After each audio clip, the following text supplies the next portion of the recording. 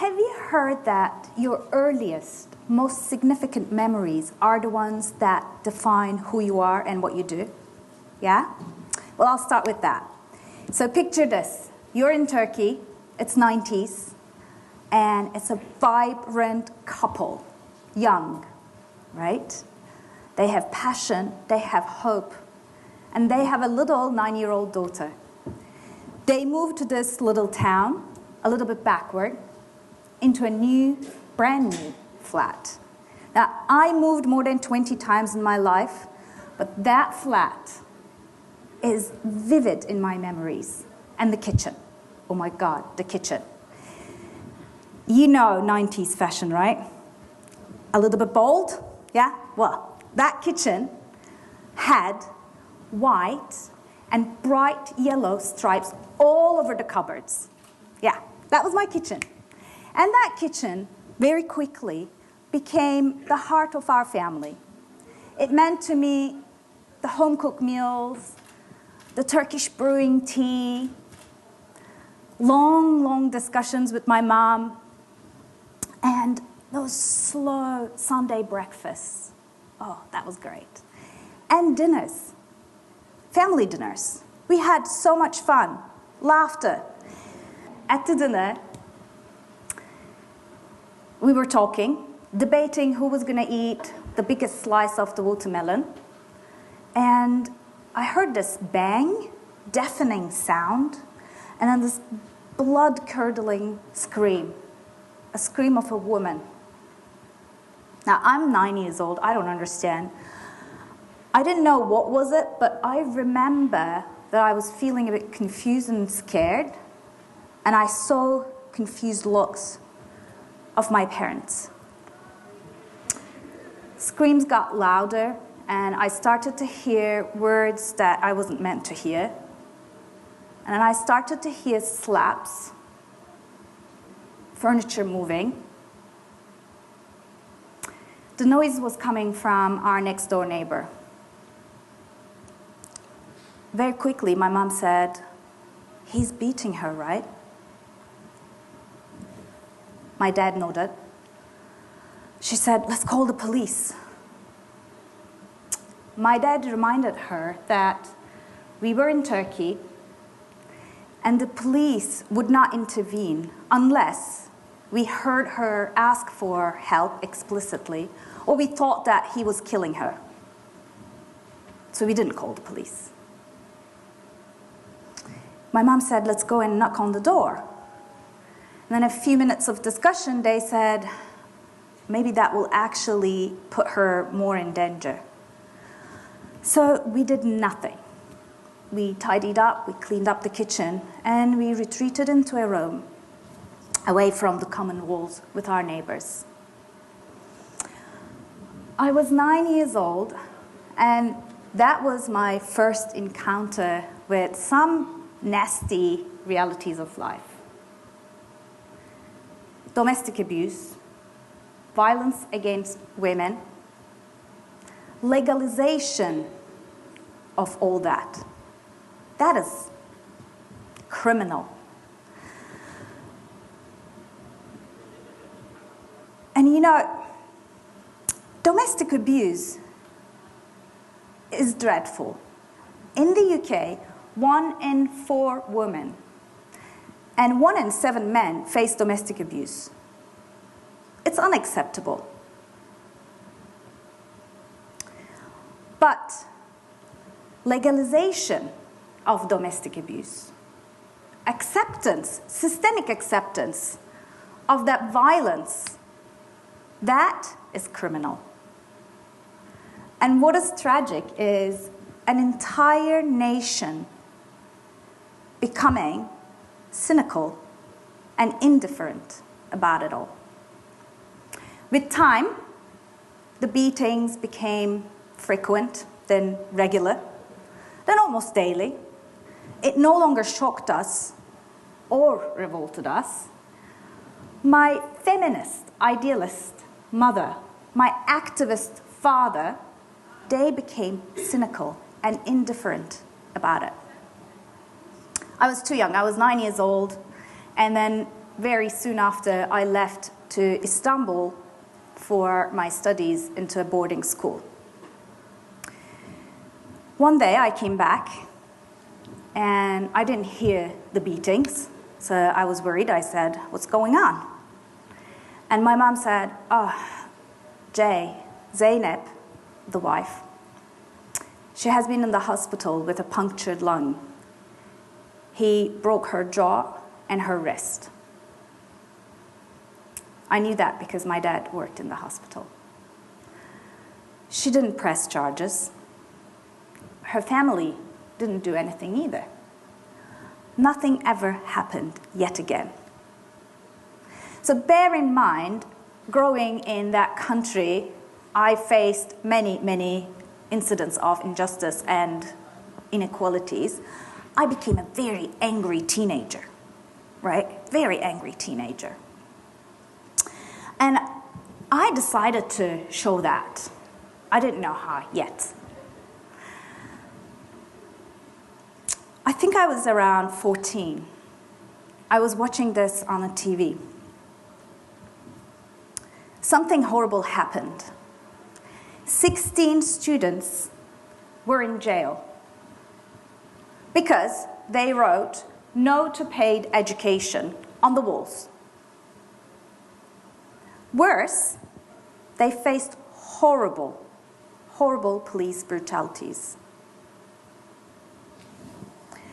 I was watching on the TV this mother screaming and crying and asking for help, showing her daughter's picture covered in bruises, saying, "Please come and walk with us, help us."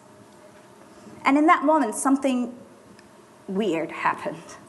All that anger that was brewing in me came out as tears. And it was pivotal. I thought to myself, I'm not her daughter, and nor was I Zeynep by pure chance. I was just lucky. If I wasn't lucky, the system was not made to protect me. The system was made to ignore me, cover me, and leave me there. So I couldn't just sit there. I had to do something, and that was the moment that I decided that I wasn't going to stop. I was going to feel revolted. I was not going to be indifferent. And I started to march. Oh my God, my high school years were epic. I marched and protested alongside any communities that you can think of. Women, blue collars, LGBTQ, any communities. I got into trouble. I nearly got expelled from my high school. I almost got into jail twice, and I almost lost an eye. So at the end, my parents said, "Oh my God, if she stays in this country, she is going to end up in jail." And they decided to send me off to France for my university studies. That journey was amazing in many ways. And I met a lot of people from different backgrounds with different stories. And I know that there is one common trait to all of them, that they believe that they can change their lives, their organizations, or this world into a better place. And behind that belief, there are three magical words, three magical values that they share. And I'm going to share them with you. My first word is empathy. Now, commonly, we know empathy as looking into the world from someone else's perspective. I want to push that a little bit. Empathy to me is opening your heart to others' emotions. It's the ability to think, how was she feeling every night, waiting for that monster to come home, beat her up, never feeling safe, never feeling loved, never feeling protected. Now, do that for a second. Empathy is painful. It's a physical pain. It's a burning sensation right here on your chest. Neuroscientists call it a rush of cortisol. Now, our brain is very clever,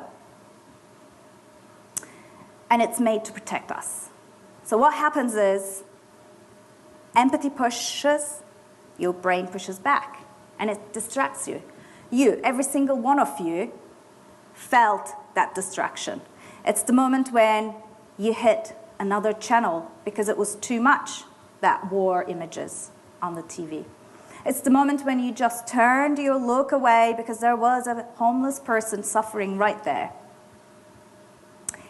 Now, I have bad news and good news. Bad news, I hacked your brain's defense mechanism. It's called awareness. I increased that awareness, and now that you know and you heard, you cannot unhear what I said. And when your brain will start to protect you, you will hear these words. So, good news is that will help you activate empathy. Nurture it. Make it stronger. Today, I'm just asking you, the next time your brain starts to distract you, just take a few moments and lean in that discomfort. Because empathy is going to be your fuel that will drive you to change whatever you need to change. My second word is possibility. This is my favorite word above all. Now, possibility is the belief that there is a better way, there's a better life, better world. You believe that you can have it, I can have it, they can have it, and moreover, you believe that you deserve it, and they deserve it. Possibility is so powerful that it's hardwired to hope, curiosity, creativity, innovation, self-belief, confidence, trust. The minute you say, it is possible, and you believe in it, the next thing that you will think is, how am I going to make it happen? Possibility is directly linked to action.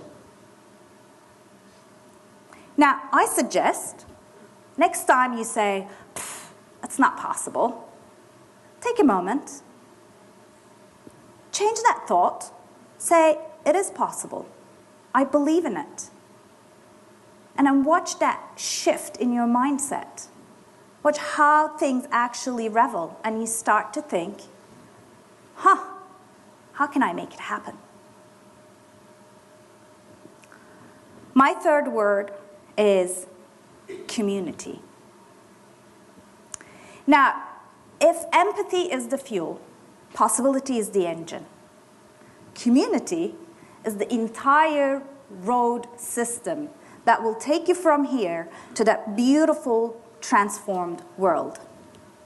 And I'm going to tell you one last example to talk about community.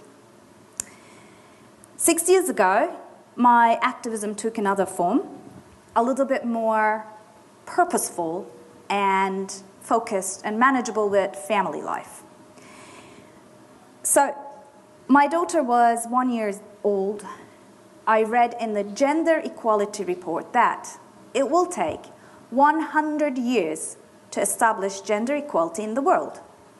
Of course, I decided that it was possible to do better, and I decided to do something about it. And I founded a platform called Ekaette for Women Entrepreneurs. Now, it sounds a bit businessy, right? But its mission is much bigger, and its impact is profound, and I'll tell you why. In the UK, women business owners earn less than 1/3 of their male counterpart. I want to change that stat. Why? Because that means it will change the business world of the future. That means it will give and shift powers into different hands. And those who are fighting for gender equality know that the first stop to obtain it is to be able to give economic power into women's hands. So our community is the center of that mission. And it's working like magical. I'm going to show you how. This is Tash. Tash is a photographer, and she lives in Colombia. She is English. She joined our community a few years ago as a personal assistant. She never thought that her art could actually earn her any money or was valuable. The minute she mentioned about her art, of course, every single woman in the community decided that they wanted to see it. And more people saw it, more people encouraged Tash to look into this and become a little bit more professional about it. Tash started to believe herself and started to share more her photography, built her platform, and actually, currently, Tash is selling internationally her photography. Now, that's the first part of the magic, because the community made her individual belief increase, right? The second belief, the second magic is, you see that picture? It's there. So now Tash is approached by National Geographic and British Art Council in Colombia. They approached her for this particular work that she has done about an indigenous community in Colombia, a community of women who are doing some crafts and selling their crafts to be able to help their village. That work attracted so much attention, awareness, and support to that community that they have made more money in 1 year than they have ever made. That is the power of community. It turns the ripples of change into tides of change. Now, I want to leave you with one last thought.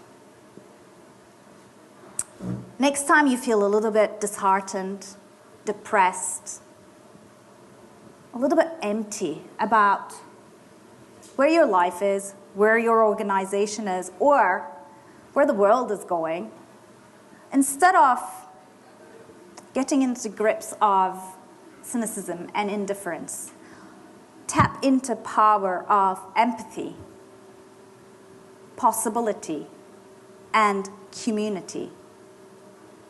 Because those are the words that will drive those ripples of change. And I know that every single person in this room has the power and the ability to transform their lives, their organizations, and this world into a better place. Thank you.